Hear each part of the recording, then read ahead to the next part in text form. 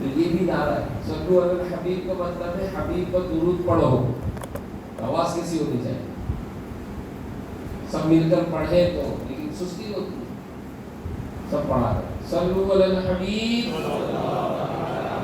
صلی اللہ علی محمد وعلی آلہ وصحبہ وبارک وسلم صلاۃ و سلام علیک یا رسول اللہ. ایک بادشاہ نے خواب دیکھا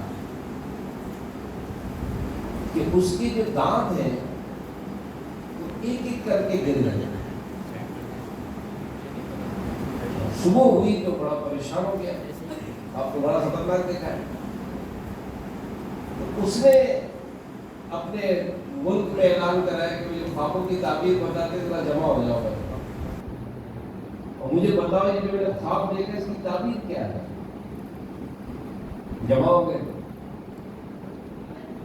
اب ایک سے پوچھا بھائی خواب کی تعبیر کیا ہے؟ اس نے کہا ماشاء اللہ خواب کی بڑی خطرناک تعبیر ہے. کیا؟ کہ جو آپ نے دیکھا ہے نا کہ ایک ایک کر کے آپ کے دانت گر گئے، دراصل آپ کے خاندان میں جو آپ کی جتنی اولاد ہیں وہ ساری ایک ایک کر کے آپ کے سامنے مرے گی. اور بادشاہ نے جیسے سنا تو اتنا خطرناک تعبیر بتائیے، پکڑو اس کو، بند کر دو اس کو.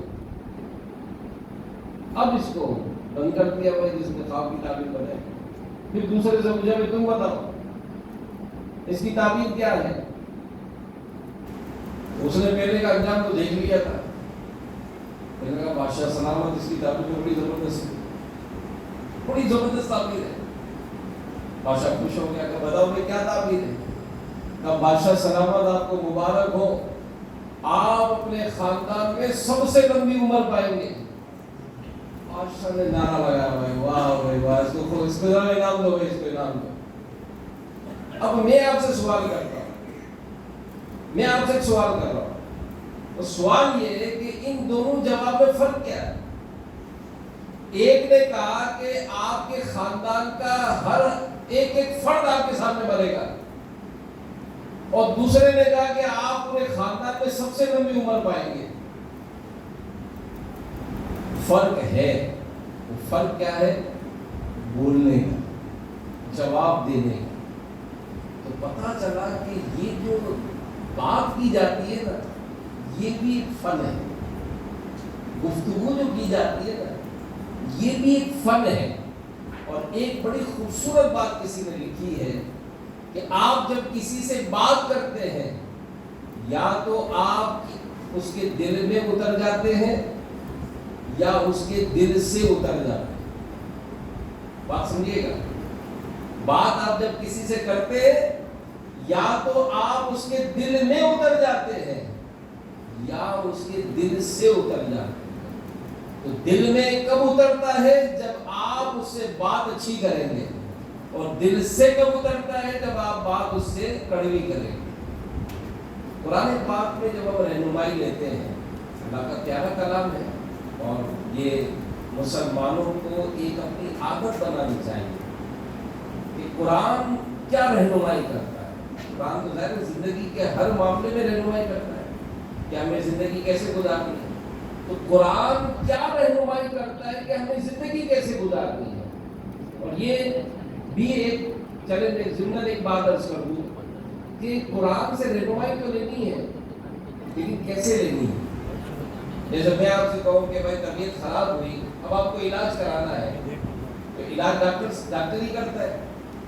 لیکن کیا ہر ڈاکٹر کے پاس چلے جاتے ہیں آپ؟ نہ، اصل تو وہ ڈاکٹر سے دوا نہیں ہے. ہمارا ڈاکٹر فکس ہے، ہمارا ہاسپٹل فکس ہے، ٹھیک ہے نا. ہم کسی ایرے گیرے سے علاج نہیں کراتے، ہمارا ڈاکٹر فکس ہے. بلکہ نہیں، آپ دودھ کہاں سے لیتے ہیں؟ پتا چلے گا دودھ کی دکان بھی فکس ہے، ہر ایک سے دودھ نہیں لیتے. آپ راشن کہاں سے لیتے ہیں؟ پتا چلے گا راشن کی دکان بھی فکس ہے، راشن بھی الگ سے نہیں لیتے. آپ کپڑے کہاں سے لیتے ہیں؟ پتا چلے گا کپڑے کی دکان بھی فکس ہے. آپ کپڑے سلواتے کہاں پر ہے؟ پتا چلے گا درزی بھی فکس ہے. ارے آپ بال کہاں سے کٹواتے ہو؟ پتا چلے گا کہ ہیئر ڈریسر بھی فکس ہے. بلکہ ہیئر ڈریسر کی دکان پر جاؤ، 12 لڑکے کام کر رہے تو اس کا انتظار کرتے جو اپنا آدمی ہے. بھلے لائن لمبی لگی نہیں، میں تیرے بات تو تجھے کٹوا دوں. تو پتا چلتا ہے کہ اسٹینڈرڈ مینٹین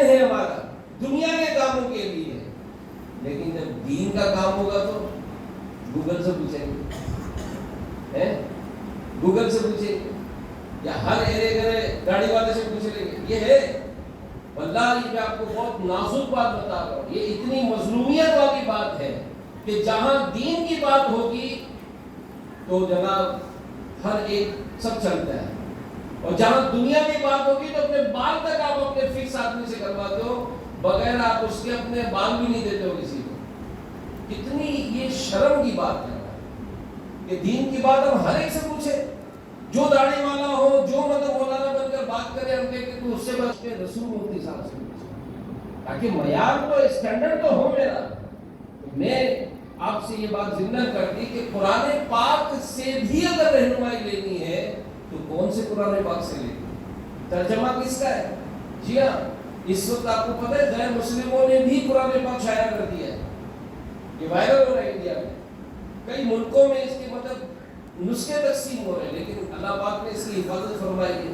انہوں نے قرآن کی آیت چینج کی، لیکن جیسے قرآن پڑھتے تو حافظ صاحب بولتے بھائی قرآن یوں نہیں ہے، قرآن تو یوں ہے، غلط لکھا ہے، لیکن ترجمہ قرآن میں بھی بڑی غلطی ہے۔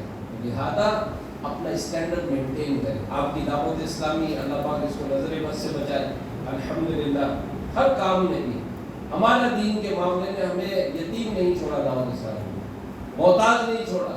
آپ کی دعوت اسلامی آپ کو آپ کے ڈور پر، آپ کے موبائل پر یہ ساری سہولتیں فراہم کرے۔ آپ کو ترجمہ قرآن چاہیے، لیجیے صلاۃ الجنان، نہیں آئے تو 10 جلدیں، کوئی بات نہیں، چلے 2 جلدوں والا قرآن لے لیں، تفسیر تعلیم القرآن آ گیا، نہیں اب 2 جلدیں، ارے ایک قرآن لے لیں، افہام القرآن ایک جلد میں تفسیر بھی موجود ہے یار، پڑھنے کا ٹائم نہیں، ارے بھائی سن لو یار، آپ کو ریکارڈ کر کے بھی دے دی ہے، آپ کرو تو صحیح یار، میں اردو نہیں سمجھتا ہوں، چلے بھائی انگلش میں بھی آ گئے، انگلش میں پڑھ لیں، الحمدللہ۔ تو اس طرح سے میرے پیارے اسرائیل بھائیو اپنا معیار بنائیں۔ تو خیر میں آپ کو چند باتیں زبان کے حوالے سے عرض کرنے لگوں گا۔ قرآن پاک سے جب ہم رہنمائی لیتے ہیں کہ اللہ پاک کے پکے اور سچے کلام تو ہماری رہنمائی فرما کہ ہم بات کیسے کریں، گفتگو کیسے کریں، تو قرآن سے ہم رہنمائی لیتے ہیں۔ تو سورہ بقرہ کے آیت نمبر 83 میں اللہ پاک ارشاد فرماتا ہے قولوا للناس حسنا، لوگوں سے خوبصورت انداز سے کلام کریں۔ اور آگے چلتے سورہ بقرہ میں ہی آیت نمبر 235 ہے قولا معروفا، نیک اور بھلی بات کہو۔ سورہ نساء میں دیکھتے ہیں قولا سدیدا، صاف سیدھی بات کہو۔ بنی اسرائیل کی آیت نمبر 48 میں قولا میسورا، نرم اور آسان بات کہو۔ سورہ نساء میں قولا بلیغا، دل میں اتر جانے والی بات کہو۔ اور سورہ بنی اسرائیل میں کہا گیا قولا کریما، عزت والی بات کہو۔ تو قرآن پاک میں گفتگو کرنے کے آداب یہ ہمیں بیان ہو گیا، لیکن آج ہم گفتگو کرنے میں بہت زیادہ اپنی زبان سے لوگوں کو تکلیف دیتے ہیں۔ ہماری زبان یہ اس کا ایک معیار نہیں ہے۔ ہماری گفتگو میں جھوٹ ہے، ہماری گفتگو میں غیبتیں ہیں، ہماری گفتگو میں بہتان ہے، اور ہمیں اس کا شعور ہی نہیں ہوتا۔ کیا ایک مسلمان ہونے کی حیثیت سے ہمیں پتہ تو ہو کہ ہم جو بات کریں وہ بات سچی ہے کہ نہیں، جھوٹ بول رہے ہیں، ہم اس کا کوئی نوٹس نہیں لیتے، ہم غیبت کر رہے ہیں، اس کا کوئی نوٹس نہیں لیتے۔ نہیں، اسلام اپنے ماننے والوں کو ان سب چیزوں کی تعلیم دیتا ہے۔ اور پھر اس گفتگو کے حوالے سے حدیث پاک میں جو ارشادات ہوئے، اللہ کے پیارے نبی صلی اللہ علیہ وآلہ وسلم نے ارشاد فرمایا کہ اچھی بات کہنا خاموشی سے بہتر اور خاموش رہنا بری بات کہنے سے بہتر ہے۔ تو میرے پیارے پیارے اسلامی بھائیوں، ہمیں ہمیشہ صاف ستھری اور اچھی بات کرنی چاہیے۔ امام غزالی رحمۃ اللہ تعالیٰ نے آپ فرماتے ہیں کہ گفتگو کرنے کی 4 قسمیں ہیں۔ ایک بات، پہلی مکمل نقصان دہ بات، یعنی اس سے بچنا ضروری ہے، یعنی جس بات میں مکمل نقصان ہی نقصان ہے اس سے بچنا ہے۔ نمبر 2، مکمل فائدے مند والی بات جس میں فائدہ ہی فائدہ ہے، اس میں احتیاط کرنی ہوگی کہ زبان کھلنے سے کے بعد نقصان دینے والی باتوں میں مبتلا نہ ہو جائے۔ تیسری بات، ایسی بات جو نقصان دہ بھی ہو اور فائدے مند بھی ہو، اس کے لیے نفع نقصان کی پہچان ضروری ہے۔ اور چوتھی بات، ایسی بات جس میں نہ فائدہ ہو نہ نقصان بلکہ فضول بات ہو، یہ اس سے بچنا جو ہے یہ اس لیے ضروری ہے کہ اس میں وقت ضائع ہوتا ہے۔ تو میرے پیارے پیارے اسلامی بھائیوں، اللہ پاک ہمیں دنیا اور آخرت کی برکتیں عطا فرمائے۔ یاد رکھیے کہ ہم جو بھی گفتگو کرتے ہیں، ہمارے جو فرشتے ہیں وہ سب باتوں کو لکھتے ہیں، سب باتوں کو لکھتے ہیں۔ اور علماء نے لکھا ہے کہ جب قیامت کا دن ہوگا تو بندے کو اس کا نامہ اعمال دے دیا جائے گا۔ پڑھ کے سناؤ۔ اب آپ سچی بات ہے، اگر ہم کسی کے آپس میں گفتگو کر رہے ہیں اور کے ساتھ اچھی بات نہیں، گندی باتیں ہو رہی ہیں، ابھی لکھی جا رہی ہیں، اور تصور کریں کہ قیامت کا جب دن ہوگا تو سب لوگ موجود ہوں گے اور ان سب کے سامنے ہمیں کہا جائے گا کہ اپنا اعمال نامہ پڑھو۔ اب ایسی باتیں جو ہم دو کر رہے تھے اور ہم دو آپس میں گندی باتیں کر رہے تھے، ساری مخلوق کے سامنے جب سنانا پڑے گا تو کس قدر شرمندہ ہونا پڑے گا۔ لہذا عافیت اسی میں ہے کہ اپنے آپ کو بری باتوں سے بچائیں، اور پھر اگر باتیں فضول ہوں، جیسے ادھر ادھر کی باتیں ہو رہی ہیں، تو ان باتوں کا بھی جو قیامت کے دن افسوس ہوگا نا، کہ کاش اس وقت میں اچھی باتیں کر لیتا اور اچھی باتوں کے ذریعے جو ہے وہ نامہ اعمال میں نیکیاں کر لیتا۔ جیسے اگر کوئی آپس میں بیٹھے ادھر ادھر کی باتیں ہو رہی ہیں، اور سنا بھائی، اور سنا بھائی، اور سنا بھائی، ابھی اور ہی سنائی جا رہے ہیں، اگر اس اور سنانے کی جگہ درود شریف پڑھ لیتے تو، اس اور سنانے کی جگہ اگر نیکی کی دعوت دے لیتے تو بہرحال میرے پیارے پیارے اسلامی بھائیوں، ہمیں اپنی گفتگو کا معیار اچھا کرنا ہے۔ کہتے ہیں کہ اخلاق ایک دکان ہے اور زبان اس کا تالا ہے۔ اخلاق ایک دکان ہے، زبان اس کا تالا ہے۔ جب تالا کھلتا ہے تو پتہ چلتا ہے کہ دکان کوئلے کی ہے سونے کی ہے۔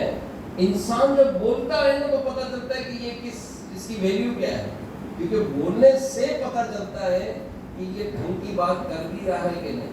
تو لہٰذا اس گفتگو کے حوالے سے میرے پیارے پیارے اسلامی بھائیوں، ہم اپنی احتیاط کریں، اور خاص کر آج کل کا جو ماحول ہے اس میں غیبت سے بچنا جو ہے نا، یہ قریب بھی ناممکن ہے۔ اللہ پاک امیر سنت کو سلامت